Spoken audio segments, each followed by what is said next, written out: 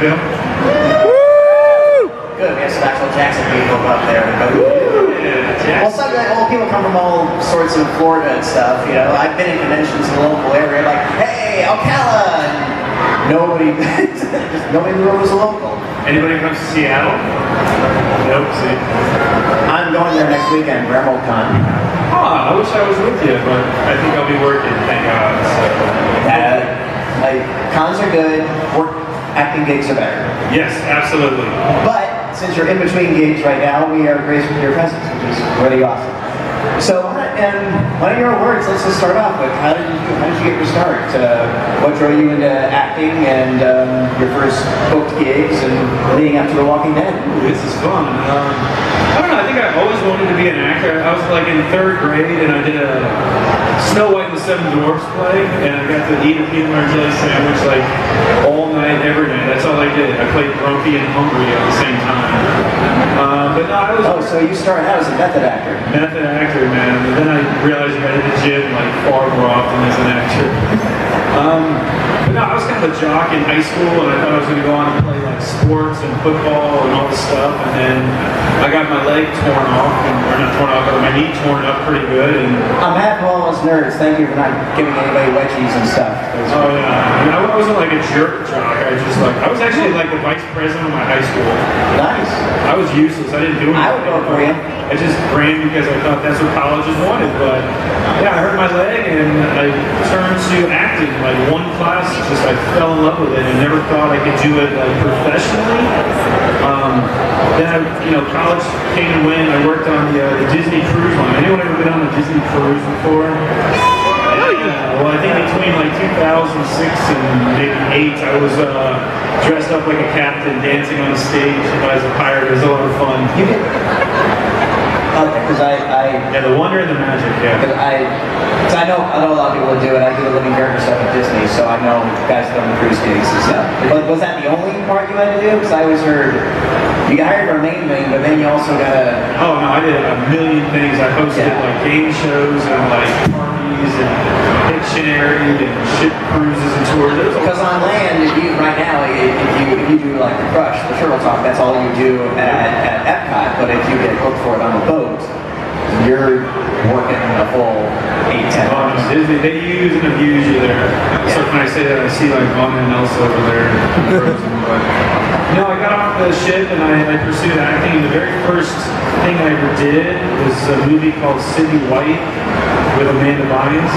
I was an extra, but they pulled me to like the front of the screen. I was so happy. I took all my friends to the movie and saw myself on the big screen. That was a lot of fun. But my first speaking role was Never Back Down. It was a football movie, and I got beat up a lot. And it hurt a lot. So, Walking Dead's no different. They beat the crap out of you on set, so it is worth it. So. That's how what was it like what was the process to get the Walking Dead gig? I mean, you got the casting call, went to audition, and yeah, I had read for Walking Dead a couple of times. I read for the character of Dwight actually, like last year, and I didn't get it, and I was kind of bummed. But then this character of Andy came around, and I read for it, and I got a call about 4 days later, and I drove up to Atlanta, and next thing I know, I'm on set with all the guys and gals, and it was very surreal because I'm such a fan of the show. And when you're sitting next to Norman Reedus and Lauren Cohen and Andrew Lincoln for lunch, it was very, very surreal, but it was a lot of fun. Nice. What sort of when they went over your character with you, I mean, do they say, all right, this is what you're playing, this is sort of the direction we're leaning in, or is it just a case of, okay, here's the script, boom? I mean, what's the character development when you it was more of a, here's the script, see what you got, because when I got cast as Andy, I immediately turned to comic books, and I was looking for the character of Andy, and he got killed immediately in the comic book, so I thought this is going to be a really quick shoot. I thought I was going to show up and someone was going to kill me, and that was it. But No, I got to talk with a lot of the directors and the supervisors and things like that because I didn't follow the comics, so I didn't know what the Hilltop community was. But I learned and of course, the comic and the series have taken divergent strides. But sometimes they go back to it too, and obviously if you're fans of the comic, there's maybe something really, really big coming up. But yeah, I was very, happy for Andy's sake, my character, that they didn't stick to the comics. yeah. I stayed alive for, a little bit, and still alive, so there's no spoilers here tonight. Everyone excited about watching tonight? You guys are sick people. I saw Negan walking around here earlier, so I don't know anything. I really don't know what's going to happen, other than I know, tears will be shed. That's all I know. Well, the fact that we know that you're still alive, that even when a walking actor is allowed to even say that, that's almost a pseudo spoiler to begin with, which is fine for us. We like the character. I don't know the fates of my character. I don't know anything. So. Well, that's important because somebody's going to eventually ask it anyway, so we get that way. If anybody has any questions for him, like I said, we have a microphone up there, and feel free to just sort of jump on up and direct it. The ladies in the back there are updating their Twitters. And I just started the whole Twitter thing, so if you follow me, I will write you back. Hi, Logan. Captain America. What's at this point so far? What have you been favorite moment of your experience on the show? Lunch. Lunch. Okay. When I got to lunch the first day, they had lobster and steak, and I found out they do this like every Friday, like once a week. So super craft service Friday. Oh, I got spoiled the first day, and then like every day after that was like chicken and like broccoli. I was like, what happened to the lobster? But no, when my character first got their handy, they put a cast on him because he gets his arm broken by Daryl. And the first day they put it on my right hand. And so I'm going around meeting the cast and crew, trying to shake their hands, and it was really awkward, so I was just giving high fives with my left hand to everybody. And then they asked me, "Are you left or right-handed?" I said, "I'm right-handed." They said, "Well, why don't you tell us that?" And I said, "You're the Walking Dead. You tell me what to do." So they switched over to my left hand so I could meet and greet and shake everyone's hands. What am I going to do? Tell a director, like, I don't want to do it this hand. Excuse me, I have some specifications here. I'm the new guy. I want to work. Yeah, I just stayed quiet, stayed in my trailer, made sure I didn't screw up my lines. That was it. Now, working on such an effects-heavy, prevalent show, and what are the challenges to that as opposed to like just a straight-up, all right, wackety do? They're very safety-oriented, and I think a lot of the visual effects come from like Michonne Sword, for instance. Like one of the scenes we shot with the saviors, they got stabbed in the back, so they had to be very careful. But the CGI guys came around and they marked everybody, and we kind of had a story time, and they told us what was going to happen with all the props and knives and stuff and gunfire. But very little CGI, at least what I saw. Very little. Has there been a scene you were directly involved in yet that just made you go, whoa? Pretty much all of them. Yeah. I'm like, whoa. So what happened to you, whether either something that was going on in the scene or something that was asked of your character? Holding the head that I held for 3 hours was I didn't want to suggest that, but I wanted you to say it first. That was surprisingly painful for an hour and a half. I don't know, that thing was heavy. Really? It was like 12 pounds, which doesn't sound like a lot. Someone hold a watermelon out for 5 minutes with one arm. The average human head is only what, 8? With hair? That was a Jerry Maguire reference. Yeah. Yeah, it was pretty heavy, but should have had that kid say it. The scene, is everyone caught up on the show? Like, this is all making sense, right? No, okay, all right.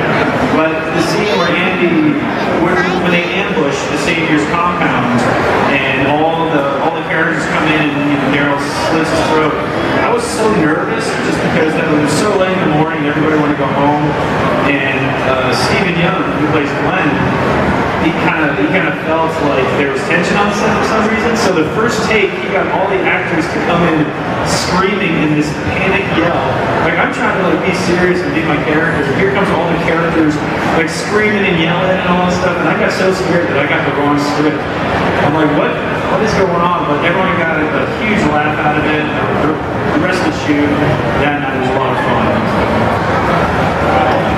It's is there any sort of gags or hazing or anything when it comes to the new guy, or is it just, oh yeah, you're the new guy?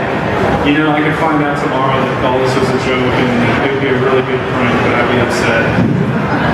No, surprisingly, there's no pranks. Everybody was so nice on the set when it came to actually. Well, that's what I've heard. I mean, it's not like a harsh thing where I've heard somebody walking in actors and it just sounds like such a fun family and really tight group.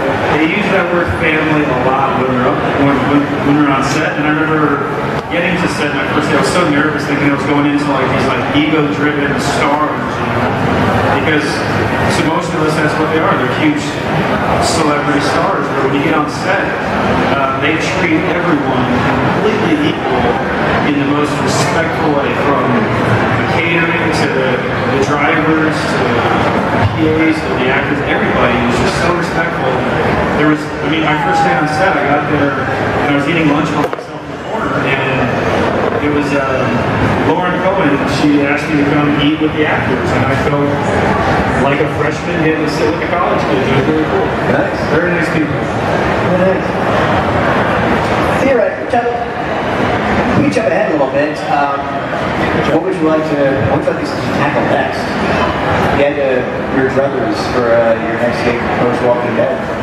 Like what I would like to work on? Yeah, what would you like to work on? I mean, how many years over the future is that? But you know, is there like a dream project you always like to tackle, or something? As an actor, I just hope to get another project. That's kind of it. But we're always looking for the next gig. My dream would be into like a Marvel movie, like just some sort of like action pack. Like I don't go to the gym for nothing. I try my best to go to the gym with the thoughts that one day I would put on spandex and look good. That's it. That's a dream. You wanted it, you got it. I know, I did. You can hear him up with low. I would cast you as Nomad from Captain America. Okay. Or I could see you as Richard Rider Nova. And I gotta do my homework on all these characters. There's the two characters who's just right now, and the energy you're getting off, I see you doing both of them. Nomad's interesting because Nomad was a super soldier of Captain America. Okay. And he's but he was a super soldier in the 70s, so he's kind of got this alternative, post-hippie sort of attitude and he and Cap have had rivalries at times, so. How many people here are from Florida, Jacksonville, Orlando? Has anyone been to Universal Studios? Anyone seen like the Halloween Horror Nights? And anyone seen the Bill and Ted show? I played Star-Lord in the Bill and Ted show about a year and a half, 2 years ago, and it was so much fun. That's the closest I've got to my dream so far. I was playing Star-Lord. I had a good friend of mine 3 years ago. He was like Lieutenant Doctor Who. Okay. And that one. Video games going on over there. Something like that. We got a Walking Dead actor here. Somebody has to have a question. Oh, thank you. How much fun was it to beat up Michael Cutlass, aka Brandon, in my first scene? That was my second day on set, and I haven't really talked to Michael yet, but I remember him lying on the ground, and I walked over, and our director Michael goes, "All right, get on top." I was like, "Michael, Jeremy, Michael, nice to meet you." And we had to physically roll around and fight and strangle each other. And I need him square in the nuts on like the second take. Yep. Once we were past that, everything was golden. But it was hot, it was sweaty, so I'm like dripping sweat on him, it was gross, but he's so used to that. He's so used to it. So he's like, it's grimy, it's down, it's dirty, but it was a lot of fun. And then Daryl had to ruin every little moment, so that's sure. Who's got another one? Or are you just brushing your hair?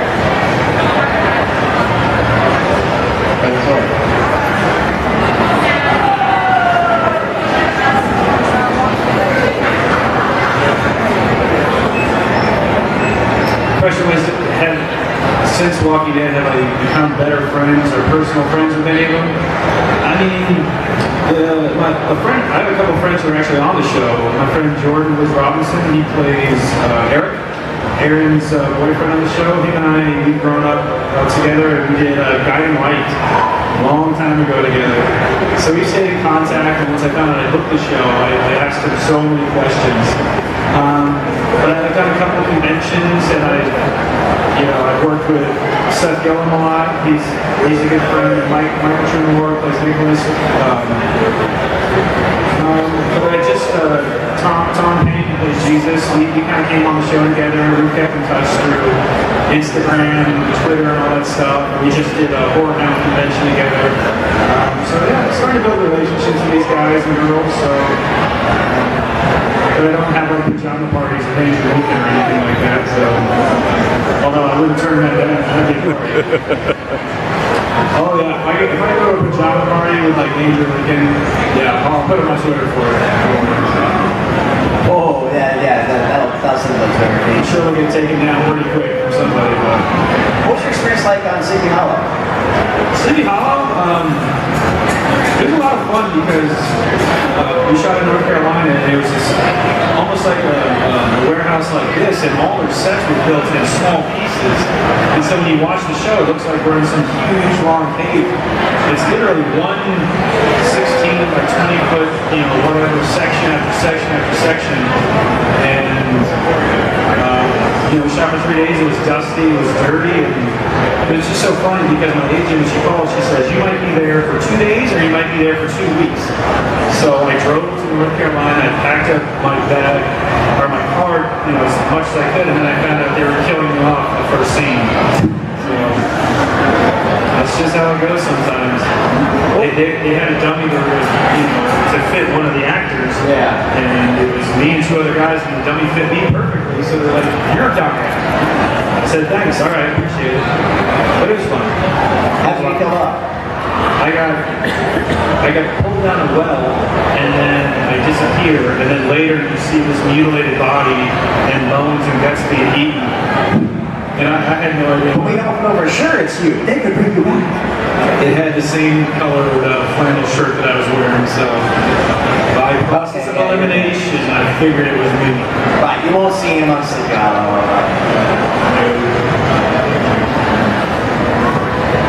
Question, yes. I can't hear it. You're saying go that way.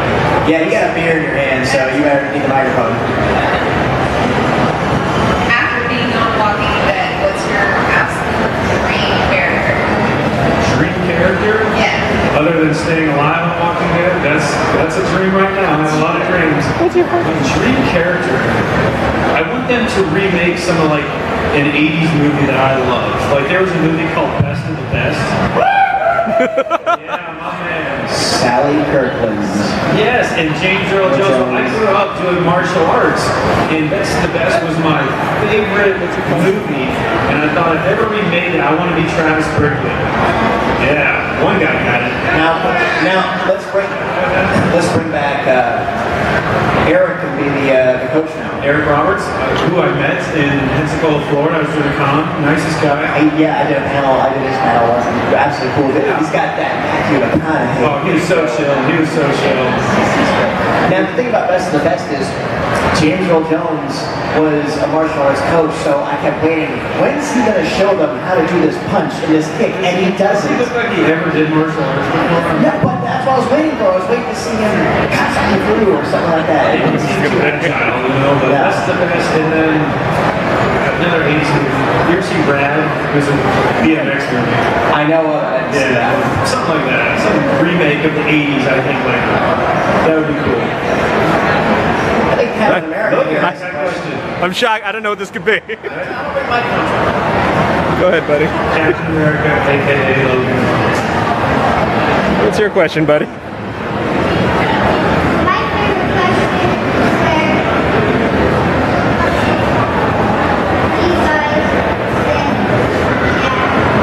What's? Did you have a Walking Dead question, buddy? He's seen you in Walking Dead before. So you like it? So you like it? You like it when we said yeah? Yes. Yeah. And of course, he's seen So Dark many times. Yeah. So Dark, a short film I did down in Miami. With my buddy Mario out here. You didn't let him watch Walking Dead. He loves it. No judgment. No judgment. Oh, well, thanks for watching. Thank you. Yes. In the back. Love Best of the Best. I think you'd make a great Travis. Yeah. So, He's gonna kill it. I have kids in middle school and going into high school. I have one daughter who really enjoys writing and really enjoys theater and stuff like that. What advice would you give to those kids in middle school and high school trying to pursue a career in TV? Well, that's great that they know what they want to do now. That's the first bit of advice is if you know what you want to do now, stick to it. As a writer, that's a little tougher. I actually majored in writing at the University of Washington. I thought I was going to be a script writer. I would say locally, find out where you're from here, Jacksonville. I mean, you have to know your market. Like the Atlanta's big and Miami's okay, North Carolina, Louisiana, and find those locations. But more importantly, find out. I'd say indie scene is the way to go right now. That's how you get noticed. The studios and stuff, they have their writers, they have what they need, very tough to get in. But on the indie circuit, I think with modern technology and Twitter and Facebook and Instagram and all that stuff, if you write it and you shoot it and you get it seen, people will see that, they will take notice. And then writing, find places that actually do that and just put a bug in their ear and keep at it. I mean, that's all you can really do is persistence. I guess to sum all that stuff I just said, persistence. And that's it. If you know what you want to do, keep going.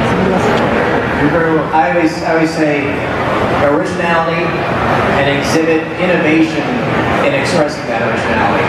And yes, technology now, film festivals are starting to get hit pretty fast and hard with films that have been made with the iPhone, and that's it. And that's absolutely it.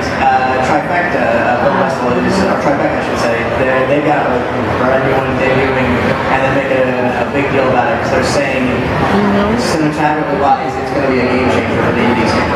So. Yeah, originality, that's a good one right there. Do what everyone else is doing, and then go the other way. Even if it's just adding a twist or flavor to it, and what genre would you want to do? Oh, she's behind you. Oh, She is behind me. okay. She's a little bad. That's fine. It's not. So she wants to do kind of a cross between maybe X-Men, something like that, but go along the line of Divergent or what's the other one? Walking Dead, something. You know what? Put all three of those together and see what you get. Yeah. There's no wrong way in sci-fi, I think. I think a lot of people nowadays are taking stuff that's already been done and just redoing it. I mean, it used to say you can't start from scratch and just take a little bit here, take a little bit there, and make something new. That's the great book, right away. It's like this, I optioned my first script, but it just said, it's Excalibur meets Rocky. It's like, oh, okay, cool, let me look at it. Well, good luck on that. We look forward to and YouTube is your friend as well. YouTube is the greatest free thing in the universe. It enables so many people to express so many things in so many ways, and there's no right or wrong for it. And the cream will always rise to the top, and you can find a fan base. So we look forward to seeing your film here next year at Collective Film. Thank you. We'll have a screening for you. Look, you get another question? Maybe not. Oh, we got one over here then, too. What was it like working on Vampire Diaries? It was it was really cool, like going up there, and I remember thinking, oh my god, I made it. I made the Vampire Diaries. That's so cool. And I remember sitting in my trailer for like 7 hours because I was so bored. And then I walked out of my trailer, and this was kind of the first time Vampire Diaries had shot off property.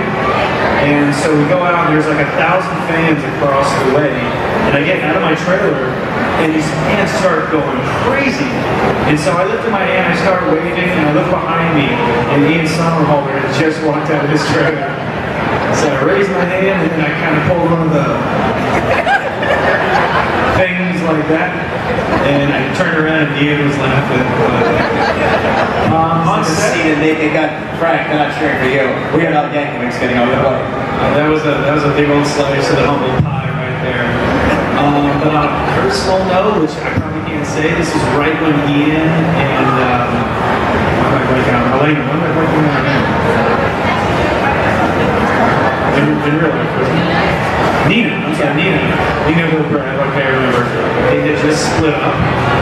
So shooting was a lot of fun, but there was breaks needed between times, but they were extremely nice people, and yeah, I had a great time. I wish I had been on there longer. They kind of told me I was going to be on more episodes, but it never happened.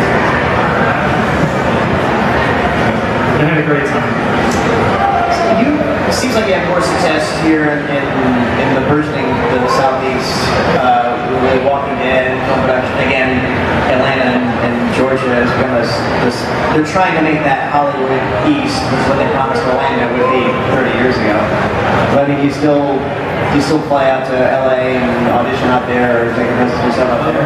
With the power of like, not social media, but like the availability, the iPhone, and people having home studios, I read for a lot of things in Toronto, and Vancouver, and New York, and very little in LA. I went out to LA last year, and I have to admit, I didn't really feel the vibe out there. I met with a few studios, and just nothing clicked. But what I love about the Southeast is they're shooting a lot of big things here.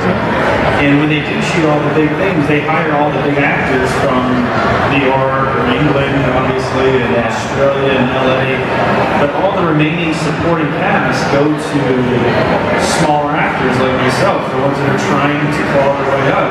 And so when you start building things or start booking things here and there, and I feel like as an actor you establish trust. And when these big productions come, they cast a couple out of LA, but all the remaining roles go to smaller actors.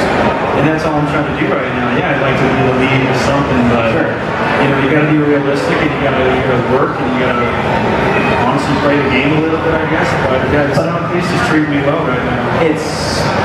I won't say call it a boom town, but it's more like a frontier town in this sense of you strike gold easier here, I think, now than you would in say the regular machine of Los Angeles. It's like a small fish in a big pond out there, and you can kind of be a small fish here and still get some work. Yeah, it's great. And God bless Atlanta and Georgia for their tax incentives, and they're doing it right business-wise. Florida needs to wake up. The governor made the right decision, I think, recently with what was on his desk. Yeah, yes he did. He followed the money. Made out of his morals, but he followed the money. Yeah, right. I know a lot of people